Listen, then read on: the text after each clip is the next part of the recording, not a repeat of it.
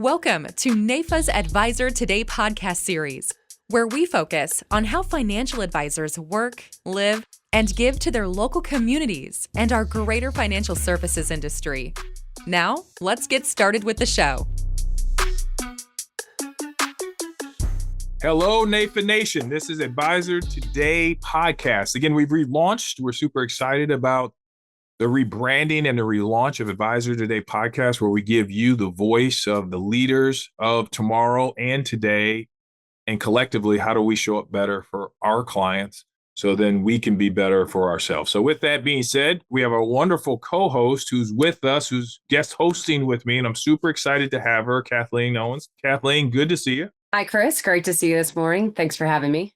It is wonderful to have you. I think this is our third or fourth or something. It is. Yeah, we've done a few together. We're rolling. And so if you guys have not seen Kathleen's other program, she launched with us during, we celebrated the Women's Month last month. And Kathleen joined us at the end of that month. And now we're into April, and we're excited about uplifting the voice of women and other professionals in our industry. With that being said, before we get going on today's podcast, let's talk to behind the scenes, Zach Huell. Zach, who's our sponsor for today's program? Today's sponsor is a shout out to the fact that we are nearly approaching May, which is Disability Insurance Awareness Month.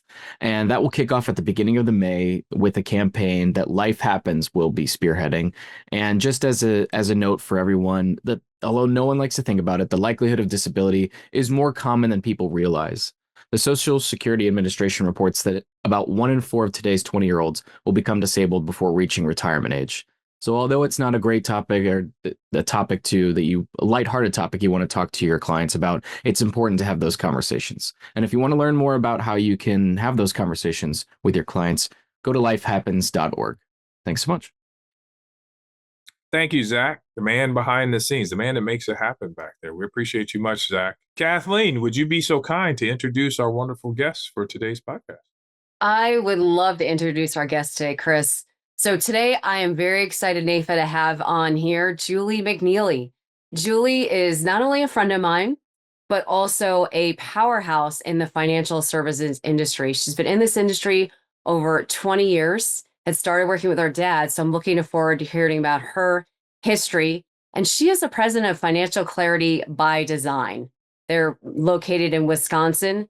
Not only that, but Juli is also a past president of our industry favorite association, NAIFA, first female president.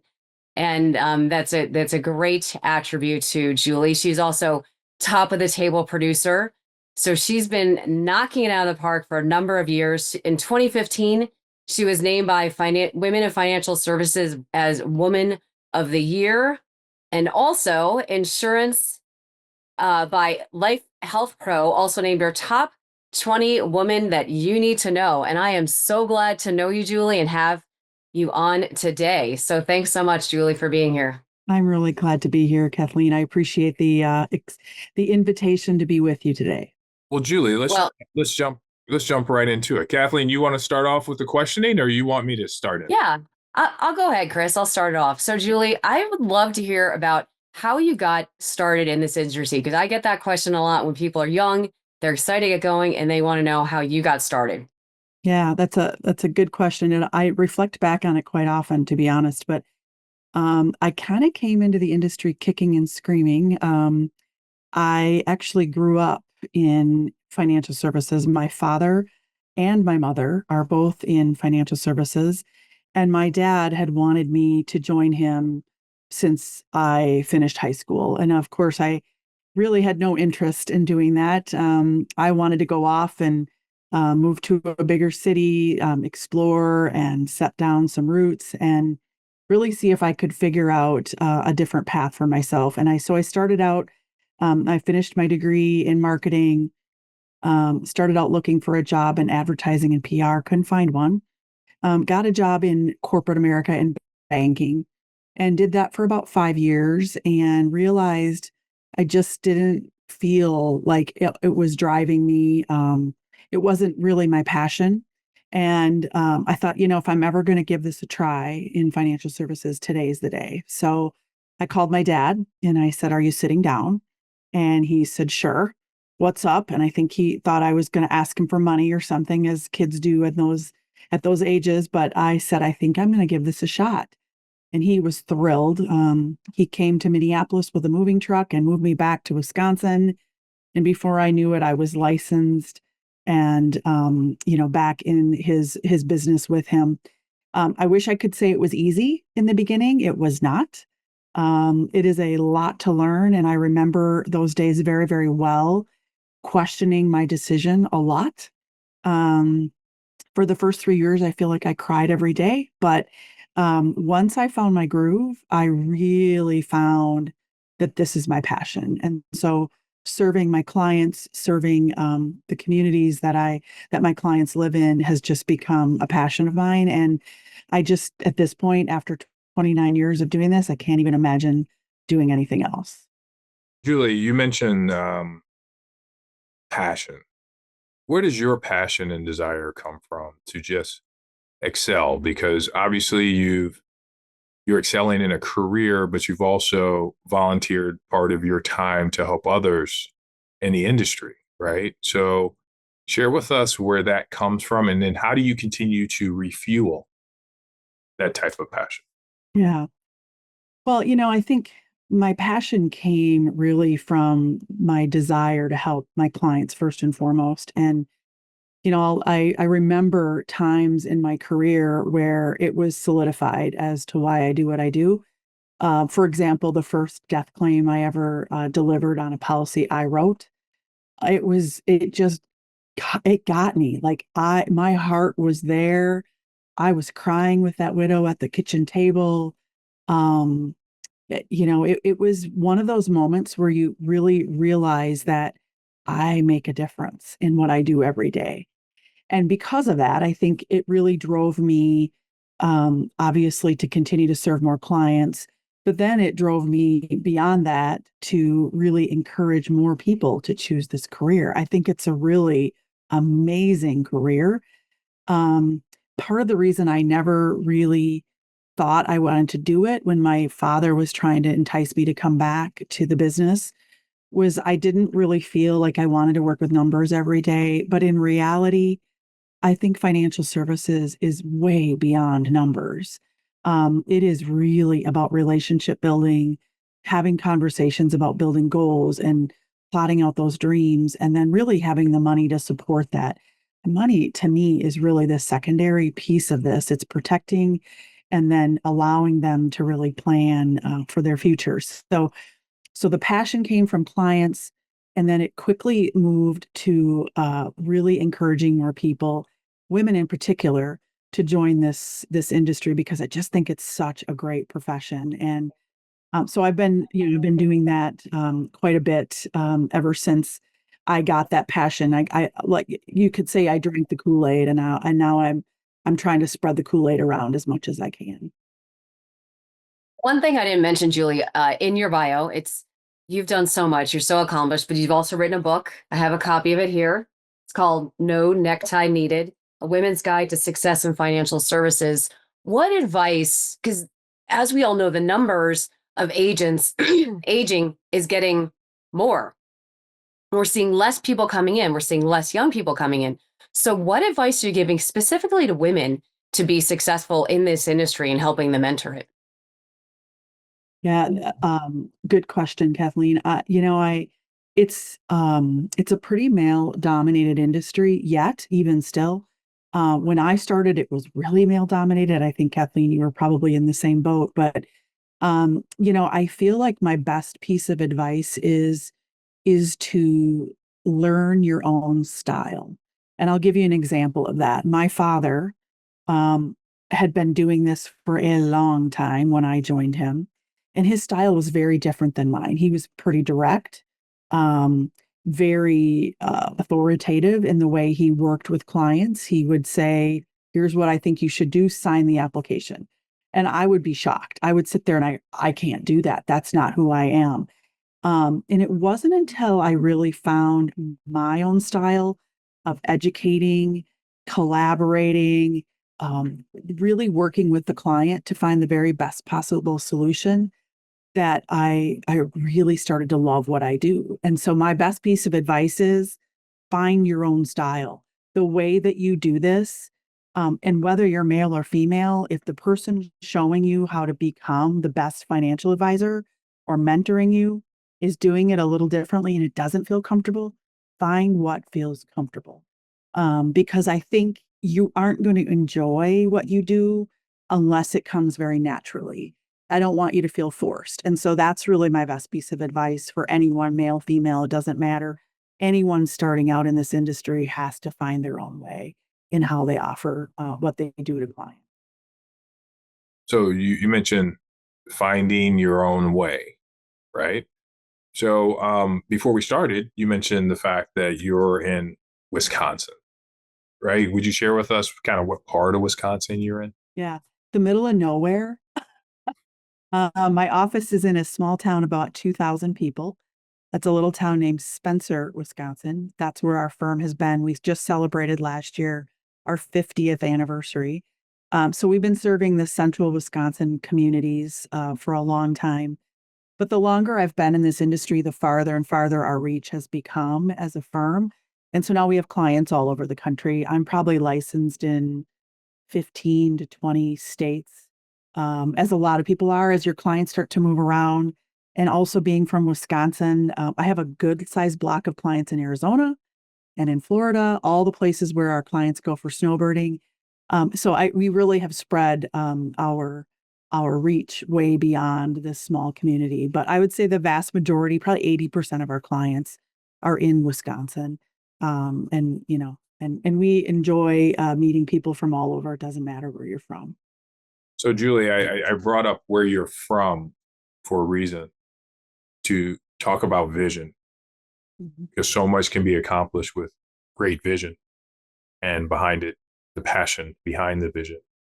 So when you started into the business, even though you were kind of brought into the business, what gave you a vision of what you could be in the future? Where did that come from, and where is that now? And kind of what is the vision for what your practice will look like in the light of that COVID changed everything, right? For everybody, right? It made it so that, you could be halfway around the world and have a conversation as if you're sitting in the same time zone. So Yeah. how has that vision helped you? And then how has the vision of being from a small town, right? Really helped you actually take on more space? Yeah. We have a vision here really to serve anyone. I know lots of financial advisors have sort of limits as to the size of the account that they'll serve, but we are committed at this point, until we can't be committed to it anymore. We're committed to serving anyone who walks in our door, no matter the size. We believe everybody needs to start somewhere. And some of our very best clients have started with a very small account and become large, sizable accounts. So that was kind of our first vision from the beginning. But when I started, it was really my dad and I and one support person. And my vision immediately became, we need to grow this business. We are now 4 financial advisors, 3 support people, and we're about to bring in 3 summer interns this year, because we need to continue to grow our business. Our client base is growing. We have found that bringing these interns in has been an incredible opportunity. Our newest advisor that joined us was an intern with us. Our newest paraplanner was an intern with us. So we're growing organically, with bringing and attracting new talent. But I guess my whole vision from the beginning, even when I was first starting out, was to build a business that could be here whether I'm here or not. And so I, as being the president of our organization, certainly carry a heavy load of attracting new clients, serving our clients, and really running the firm. But my goal has always been to grow the firm and the team of people around me so that it can run with or without me. And I sadly got a chance to experience that last summer. I had a pretty incredibly difficult car accident in the middle of the year last year. So I was out for about a month, just recovering from that accident. I probably shouldn't be here talking to you today, but miraculously I am. And my team just was incredible during that time. Like they just picked it up and they ran with it. And I said, this is exactly why we are building what we're building here. Our clients never knew I was gone. They handled everything for me during that time when I couldn't be here. So our vision is to serve everyone, no matter where you come from. And our vision is to grow a team of people that are going to continue to meet the vision of serving anyone. So I guess that's where we started.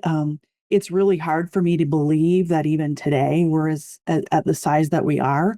And I know we're not done yet. So it's pretty fun to watch it kind of unfold. Thinking about, let me just ask this then. Thinking about succession planning, right? Our industry is known to not have succession planning done, right? At the end of the day, the dream stops when we take our last breath, right? And so tell us your vision for your legacy and the practice, and if you've started down the path or what do people need to do to start down the path of succession planning, as an advisor, because I think it is super important that we change the narrative on that. Yeah, I've already started down that path. I actually sold 50% of Financial Clarity by Design last year to my business partner, Rebecca, and she and I are running the firm now. And I'm so grateful because she is the operations person that I wish I could be, but I'm not. I'm the visionary. She's the operation. So we're a great partnership that I believe will really take this firm to a whole new level. So for me, it was a difficult decision. And I think part of why people haven't made the decision to put their succession together is because it's your baby. It's something you've worked, lived, and breathed into for years. And I know now how my dad felt when I had the conversation with him about me taking over the firm. He said those words to me, "It's my baby." And I said, "I know, but it's about to become my baby." And now I have that feeling. And when I signed the papers last year to sell just 50%, it was brutally hard for me. I remember thinking, oh, what am I doing? And now I look back and I'm so grateful that I did it. I do think we run the risk as an industry by not doing exactly what we tell our clients to do every day. And that is to prepare for the unexpected. And if you are an advisor who's sitting in a solo shop, or even if you have a couple support people or a couple other advisors on your team and you don't have a succession plan, you have not ensured that your clients will be served long into the future. And that's my goal, is to make sure that our firm lives another 50 years. We have celebrated 50. It was a great celebration last year, but we fully intend to be here in another 50 years. So perpetuating that, and our clients want us to be here. They ask those questions. And if I don't have an answer for them, I feel like it's a bit hypocritical because we're telling our clients to plan for the unexpected. So we need to do the same. And when you have an accident happen, like I did last year, it immediately brings it to the forefront. And I had signed the papers to sell 50% prior to my accident. So I was very grateful that I didn't leave it out there as an unknown. And if I would have passed in that accident, I hope my firm would have survived, but I'm not sure it would have. Sounds like that was a very influential moment for you. And by selling half of it, you now have a partner in your practice now. But what do you do to take care of yourself? I mean, as we all know, this business is stressful. I mean, we're seeing some news today that's going to make markets a little unhappy. But what are you doing to make sure that Juli has 15, 20, maybe 30 more years in this business? Yeah. Well, I don't know if I have that many, Kathleen. I'm You don't know. You older never than know. you. Maybe go part-time. You can go part-time towards the end. Yes, I am already kind of part-time. So Okay. I work 3 days a week here in Spencer, Monday, Tuesday, Wednesday. And then Thursday, Fridays, I actually drive to Green Bay where my husband and family live. I got married. I'm about to celebrate 3 years. And we have kids, a child who's still in high school. My husband did. And so we didn't want to disrupt that. So and Kathleen knows me very well, the story behind all of that, but we didn't want us to disrupt his flow. And so I drive Wednesday night, I drive back to Green Bay. I spend Thursday, Friday working remotely, but I do more consulting and things on those days. And I do a lot of self-care on those days.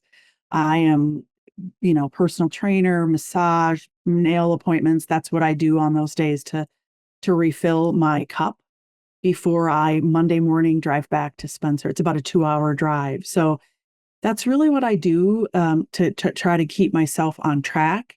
But again, I'm grateful to my team, because if I didn't have them here, I wouldn't be able to do that. I wouldn't feel comfortable not being here 5 days a week. Prior to me getting married, I was here 6 days a week. So I have found a new rhythm, I think, for my life. And it feels very comfortable and it's sustainable. It's something I could do for quite a few more years, but I'm not sure about 20, maybe 5 to 10. But I've been joking with my team. I've been saying 5 to 10 for about 5 to 10 years. So, but I love the fact that I now have the freedom to be able to do the things that I do need to take care of myself, because I didn't do that for a lot of years. And now it's refreshing to feel like I have a newfound passion to put myself as a priority as well as my clients. Yeah, I think that's great. So, Julie, let's shift gears, shall we? Let's shift gears for a moment. Let's talk about your book. Kathleen, can you hold it up? What's the name of the book? So, if you can, where can we get this book, Julie? No Necktie Needed. That means I'm overdressed, right? That means well, this is not needed. Not needed, but you can have it. You can have a tie. I don't on Amazon. Yeah, it's on Amazon. Where can we get it? And give us some highlights. What's in the book? Kathleen, can you hold it up so we have it on the screen? So if you guys are looking for Juli McNeely's book, again, it's called No Necktie Needed. No Necktie Needed. It's in a women's guide to success in financial services. It is on Amazon. It's both in paperback form and in Audible. I'm a huge Audible person because I spend so much time in my car. So yeah, I mean, the drive behind it is, if you know of a female who's interested in this industry, it's just it's a guide of my journey through the beginning years of being in this industry. Through my time being NAIFA president, it was actually published right after I finished my time on the NAIFA board. And it's also meant for individual women who are already in the industry, who maybe are feeling a little bit alone, a little bit unheard. I've had lots of people message me and say, "Oh my gosh, it's like you were in my head." When I was reading it, I was hearing my own voice. And so I think it's for women, it's a great way for us to connect and to really realize that we all feel lots of the same things. And it's just a guide on how to push through that, to find your way to the other side of those 3 years and find your way and find success in this industry. It's an incredible industry. I happen to believe women have very incredible qualities that make them super good at being financial advisors. We're empathetic. We're good listeners. We remember really crazy, useless facts. We're great at multitasking. We have this way of building relationships. And it's not that men don't have it, because anybody who's listening to this, many men have those skills as well. For women, it's just sort of built into who we are. We don't really have to work at that. Men have read the book and have also gleaned some things from it, especially if they have female team members, or if they're trying to encourage a female to come into the industry. Sometimes it helps you get on the same page as what they might be coming in with. So it was kind of a labor of love. I love the fact that it's out there. I used to do a whole lot more speaking around it, and I still do here and there, but it's really been a fun project that's sort of lingered and been there for now almost 10 years since it's been published. Wow. So does that mean that Julie, there's a version 2 on the horizon. You guys may hear it here first. I mean, can we ask for Breaking news. the second Yeah. version of this? And Yeah. that I wouldn't mind it. I feel like I do have another book in me. I'm not sure it's going to be specifically on this topic, but I feel like I have another book in me, probably a little bit more on the financial recommendations and, working with clients, maybe not necessarily specifically to female advisors, but I do feel like I have another book in me right now. I'm a little too busy to figure that out. Although I was busy back then too. I was fortunate enough to hire a ghostwriter to help me get it done. Kathleen's been through writing a book, and I know it's not an easy process. And I was grateful because she kept me on timeline, and we were able to launch it when I wanted to. So I would need a little bit more time and or a really great ghostwriter to help me get my next book that's up here onto paper. But I will let you know as soon as I make a decision on when that might be. Well, let's talk about your time as NAIFA president. You were the first female NAIFA president, and that is a tremendous accomplishment. That's saying a lot about you. What would you say were pick maybe one of your proudest moments going through that?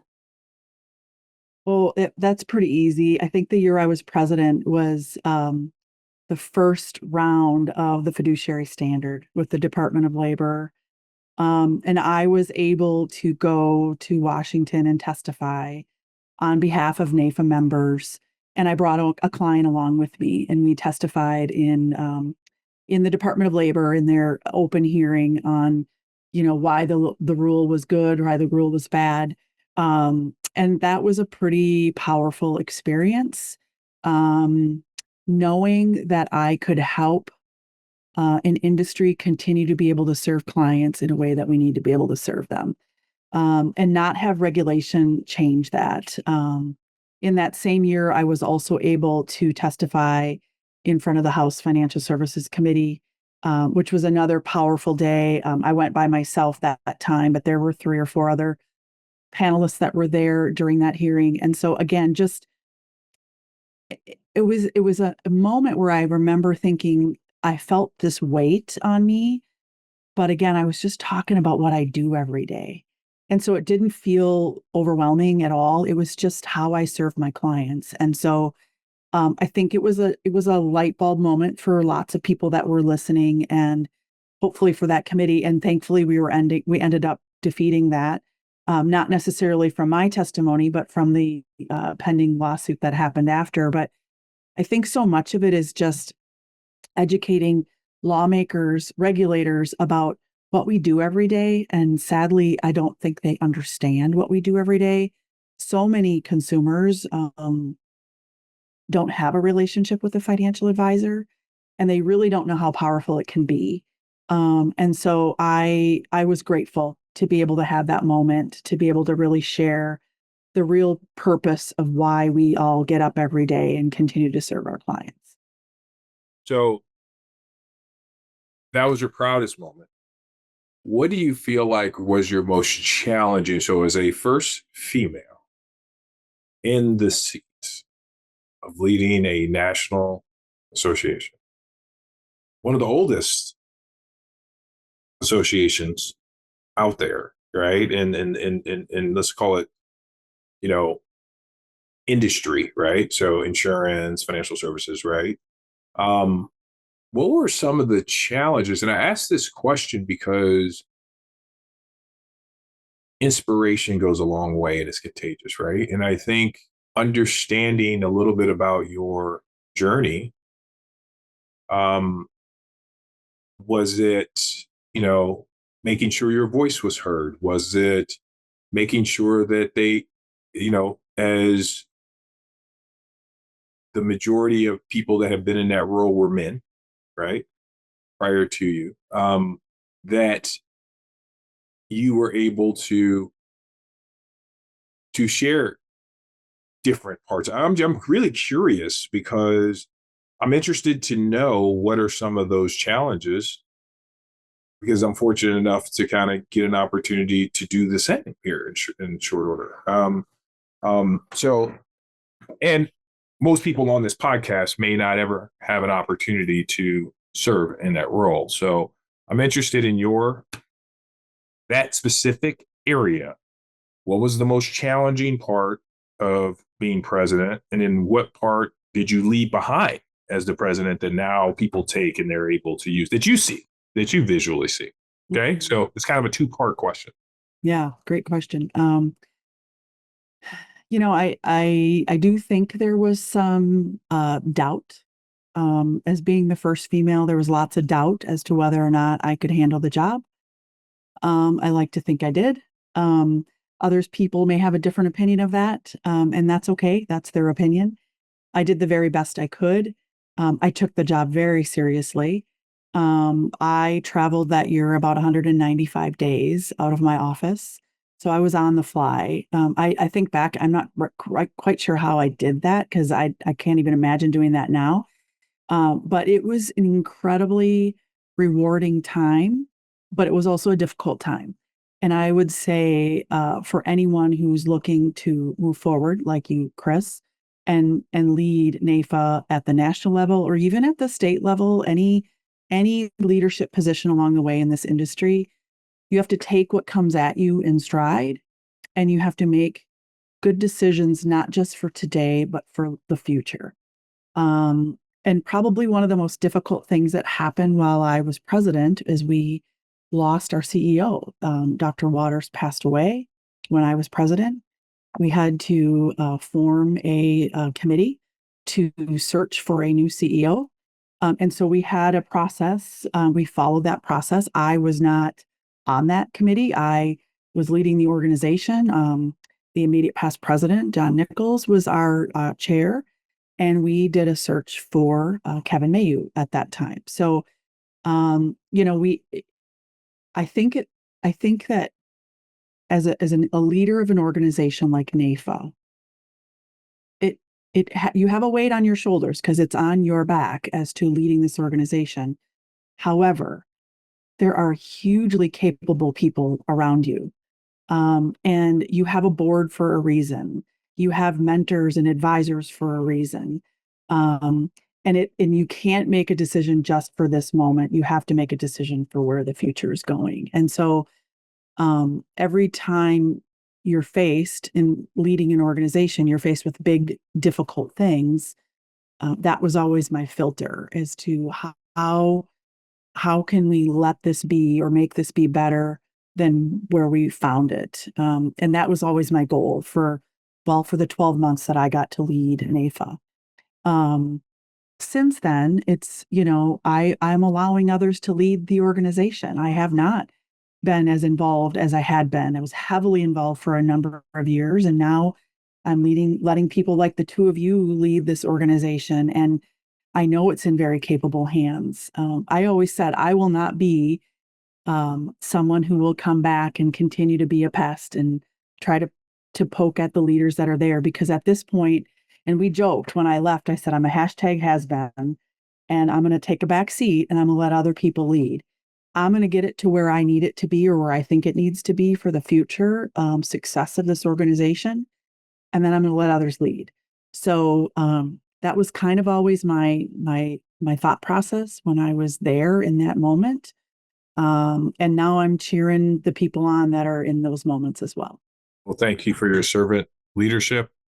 I know you've paved a wonderful way for growth for NAIFA. You've given it vision, passion. That what we always talk about is that our past presidents make up a percentage of where we are today and will manifest itself for the future and pave the way for tomorrow. So, we've got an enormous opportunity ahead of us because we don't have the influence that we had before, or we don't have the following we had before because the industry's changing, right?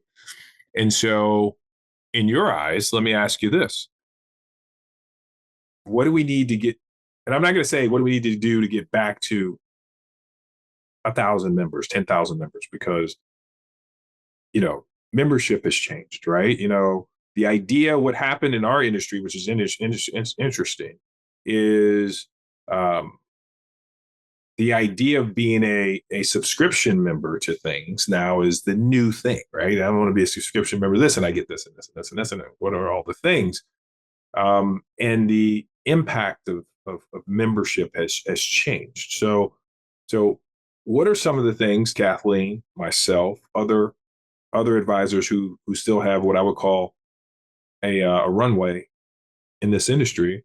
What do we need to do to get people back engaged, get them involved in NAIFA and advocacy and leading from the front, getting them off of the sidelines? What are some of the things that we can do to help them in that arena? Well, first of all, I will say that NAIFA is the only association that does its very best job to protect everything I do. It protects me on the insurance side of my business. It protects me on the securities or investment side of my business. There is no other organization that will do that both at the federal and the state level.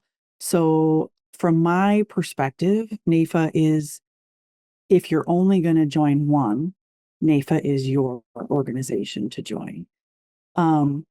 I happen to belong to multiple associations, and I know a lot of people do. I do join them for different reasons. But if I were to pick one, NAIFA would be the one.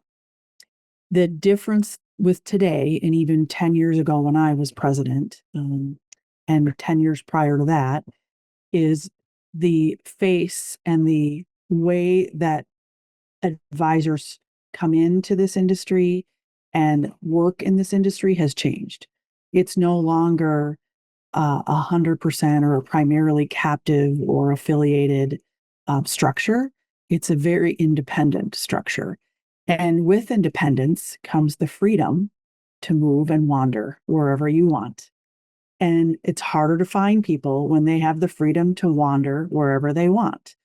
So I feel like the task at hand for NAIFA and really any other organization trying to attract membership, the real task is to find the advisor, to meet them where they're at, and to demonstrate the value that the organization provides.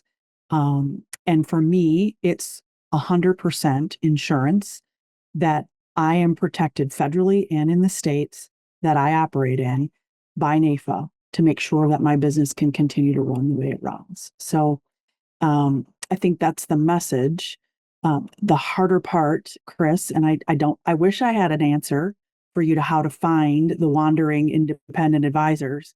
I have some ideas, but they're affiliated with insurance brokerage. They're affiliated with broker dealers. We need to have, I think, a better pathway to get in front of them within those channels versus the old channel that we always used to use. Innovation. That's what I'm going to call it. Innovation and perspective. How do we get more people like Kathleen involved into the business? How do we get more career changers into the business? Obviously, there's less. When you and I started in the business, I started 25 years ago. You're 29. You're a couple of years my senior. But there was, every time you turn over a rock, there was a financial advisor or someone selling insurance and financial services. They were everywhere. For the first time, I got a call to my office less than a year ago. And someone said, I've called 3 other offices before, and they're saying they're not taking any new clients. For the first time, that's happened. I'm like, wait, that's a real thing? That has to be like a joke, right? And it actually happened. Then I did a little research. And there is, if you did the math, if we actually sat down and did the math, there's less than 400,000 advisors doing financial services, right? And that's all of us lumped in together that are doing fee-based financial planning, financial services, and just insurance, right? And then if you took those all apart and you broke down the specifics of women, those numbers are really, really specifically low. And then if you broke down the niche markets, it's specifically low. And if you broke it down per state, what you guys start to realize, because I was actually interested in doing this, I was like, okay, let me just see what this actually looks like. Is there's less than somewhere between 11 and 1,200 people in your state actually doing financial services. So when you break it down. So if you do the math based on just those numbers alone, there's not enough of us to do all the business. There's just not enough. So we have capacity issues. We absolutely do. Capacity issues, right? You're like, as long, because you said it early on, as long as we can continue to hold true to what we believe are, as long as we can continue to do that. If it's 10 times more people, you're like, we can't do that anymore, right? And so we need more people in this industry, obviously, and we need more people connecting into organizations like yours, mine, Kathleen's, and we need to do a better job at connecting them to the family of NAIFA so they stay longer, right? People that are in families tend to stay a little bit longer than kind of the rogue ones. So, Kathleen? Well, Julie, I think you touched upon something, how, what NAIFA needs to lean into, and it's a shift. It's a dynamic change. I mean, I started 18 years ago. Even back then, you said you were 29, I'm 18. It was still the old system that I came into. Very much, you sat in a NAIFA meeting, I was in the front row, all the old timers, they were NAIFA members, so I joined. That's kind of what we did. So we're seeing that shift in the industry. We're seeing it in our businesses. I mean, things are moving faster and faster and faster. And I think we probably all, to your point, Chris, are feeling these capacity issues. So I'm interested to hear, Julie, what you're doing in your practice to kind of lean into that change, and maybe looking forward to say, how can we be leaner and meaner? Because I think we all need to operate that way and lean into maybe technology or different systems. So I wanted to hear that from you. Yeah. So we are heavily recruiting. As I said earlier, we have an internship program. We typically have anywhere from 1, now 3. This will be the first time we have 3 interns. But that's our goal, is to find individuals who were living or grew up in our small community, who went off to college, and we want to draw them back. Hopefully they want to come back toward home. And our goal is to try to continue to grow our sales team, our service team, primarily because we need that. But at the same time, we're trying to find ways of becoming much more efficient. So we're embracing AI things. Our broker dealer just approved some AI technology that we're going to jump on board with. And we're very systematized in our office. Like, everything has a process. Our clients will know that no matter which advisor serves them, they're going through the same process. And we do that just because it's efficient. They feel like it's personalized to them, but in reality, everybody goes through the same process. I will say the other piece that we're doing in our office is teaming. Almost every client that we have has more than one advisor assigned to them, so that if something happened to one person, they would have someone they could go to and talk to.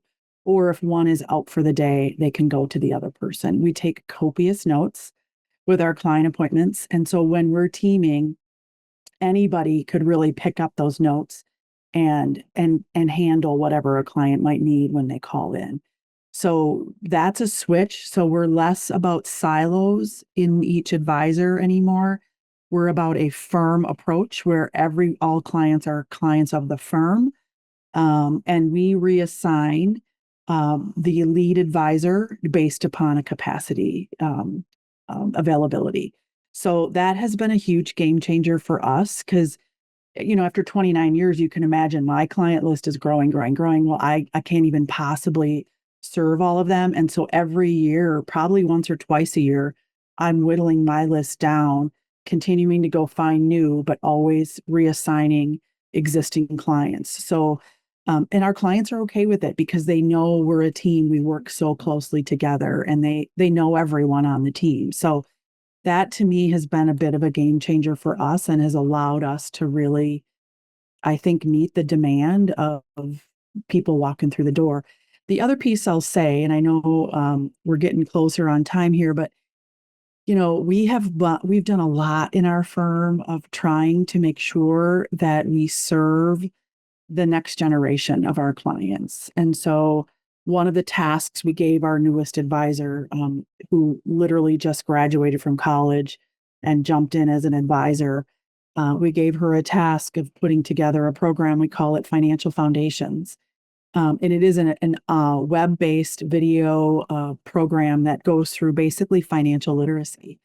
And we are offering it to our clients' children and grandchildren for a fee. And we're building relationships with that next generation right now. So when that wealth transfer happens, we already know them, they know us.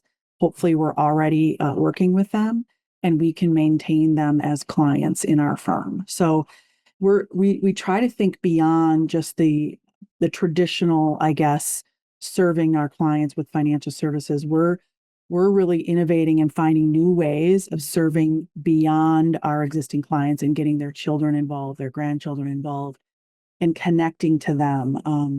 And that's been a pretty powerful thing for us. Lots of things. I mean, I could talk for hours about the things that we're doing to serve our clients differently and better. And it's been really fun to come up and be creative with those ideas, and our clients are embracing it.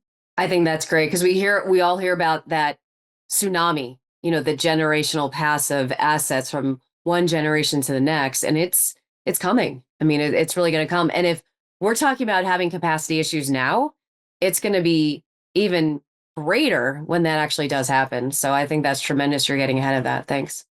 So Julie, we've had some time already. I don't know how we got here so fast, right? Everything flies when you're having fun. We do appreciate you and Kathleen and everything that you've done for NAIFA so far. But NAIFA doesn't stop asking. So we got to keep asking the two of you for more, because we do need more. I'll just comment, we need more women in our industry. We need more women involved in NAIFA, in leadership roles and in roles that can influence others for numerous reasons. One is that you guys tend to listen more than you speak. You're more compassionate than we are. It just is the nature of what it is, right? And you tend to be more understanding. We could get into the conversation around the difference between men and women and the way in which they listen, actively listening.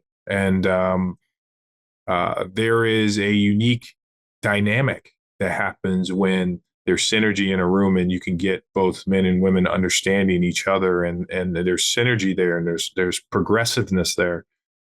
So we need to get more people like the two of you involved and get them to take on leadership positions. I mean, that's a calling, I think, to NAIFA Nation, is that we need more of you to step up and to fill the roles.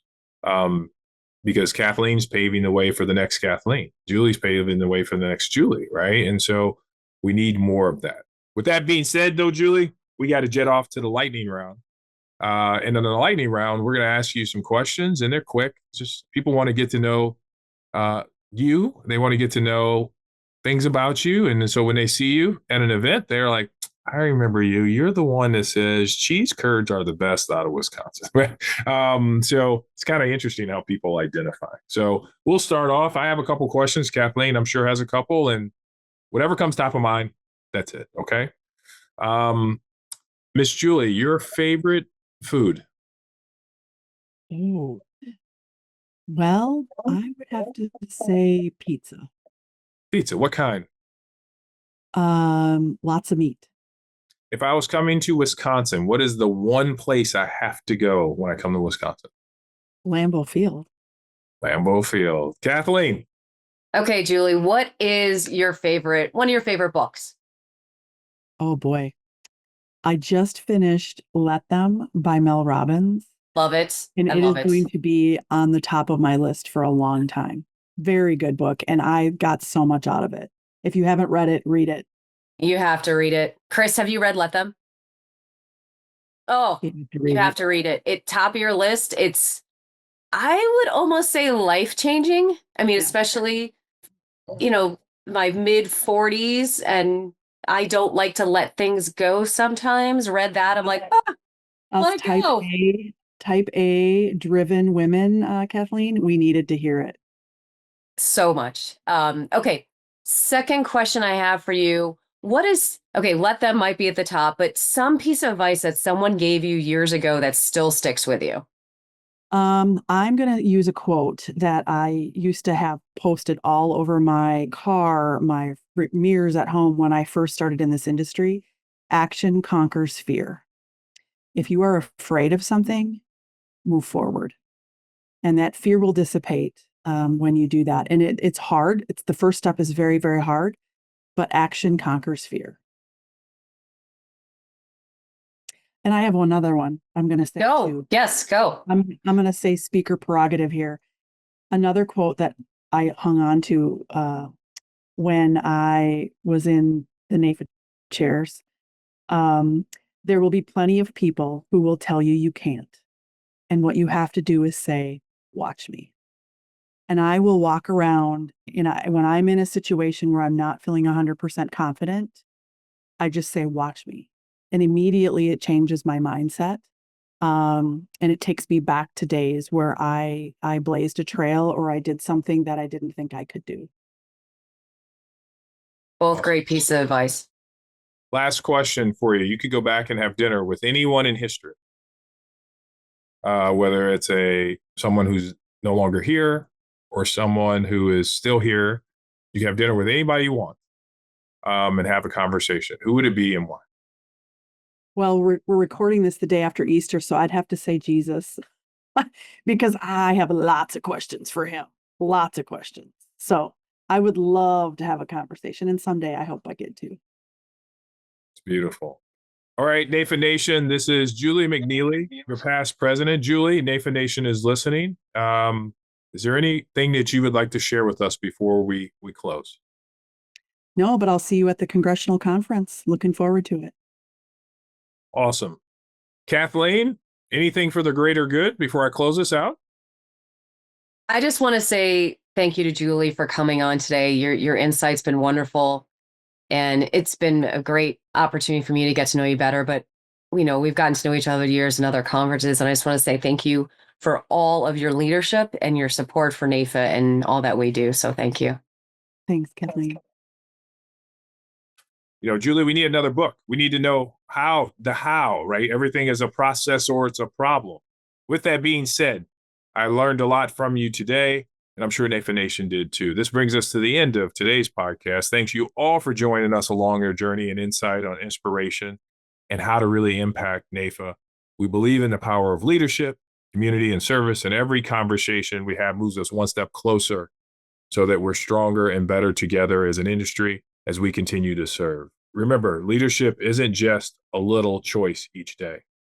Until next time, we will see you here at NAIFA at the Advisor Today podcast. Have a great week, and we'll see you soon. Thanks again, Juli. Thanks, Chris. Thank you. Thanks for joining us for NAIFA's Advisor Today podcast series. Make sure to subscribe to get future episodes. And if you're interested in coming on the show, let us know.